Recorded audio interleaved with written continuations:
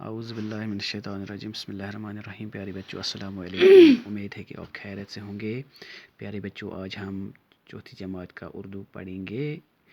اس کا سبق ہم نے پہلے ہی پڑھا ہے، سبق کا نام ہے اتفاق، اور آج ہم یہ کچھ سوالات ہیں یہ ہم کریں گے۔ پیارے بچوں امید ہے کہ آپ غور سے سنیں گے، اس کے بعد اپنی کاپی پر لکھیں گے۔ پیارے بچوں دھیان یہاں رکھو۔ تو سوال نمبر پہلا ہے، سوچیے اور بتائیے۔ سوال نمبر جو پہلا ہے، سوال نمبر 1 جو ہے یہاں پر لکھا ہے، بوڑھے باپ کے کتنے بیٹے تھے؟ بوڑھے باپ کے کتنے بیٹے تھے؟ پیارے بچوں آپ نے پڑھا ہے سبق میں کتنے بیٹے تھے؟ بوڑھے باپ کے 7 بیٹے تھے۔ اب سوال نمبر 2 ہے، اتفاق کی طاقت کو باپ نے کس طرح اپنے بیٹوں کو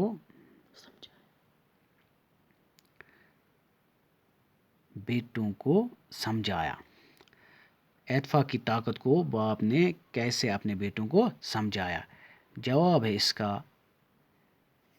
جب اپنے بیٹوں کی لڑائی سے تنگ آیا تو اس نے ایک ترکیب سوچی اور سبھی بیٹوں کو بلا کر ایک ایک لکڑی لانے کو کہا اور باپ نے سبھی لکڑیوں کو ایک گٹھا بنا لیا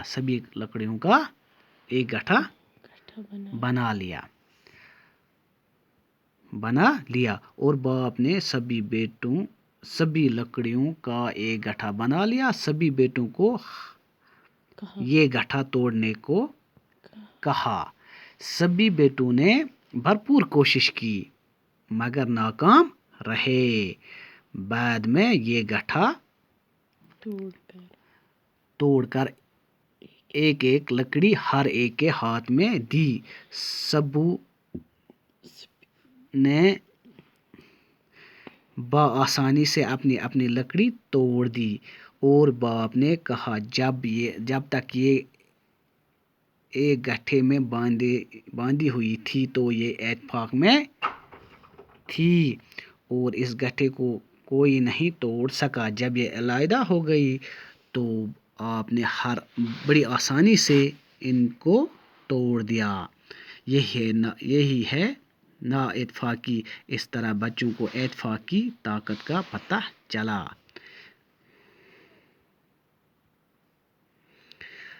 کوسچن نمبر 3 ہے، بیٹے کس بات پر حیران ہو گئے؟ جب باپ نے گٹھا کھول کر ایک ایک لکڑی اپنے بیٹوں کو دی اور بیٹوں نے آسانی کے ساتھ اپنی اپنی لکڑی کو توڑ ڈالا تو یہ ترکیب بیٹوں کی سمجھ میں نہ آئی، وہ حیران ہو گئے۔ سوال نمبر 4، اس کہانی سے کیا نصیحت ملتی ہے؟ اس کہانی سے ہمیں یہ نصیحت ملتی ہے کہ اتفاق میں طاقت ہے اور نا اتفاقی میں ناکامی ہے۔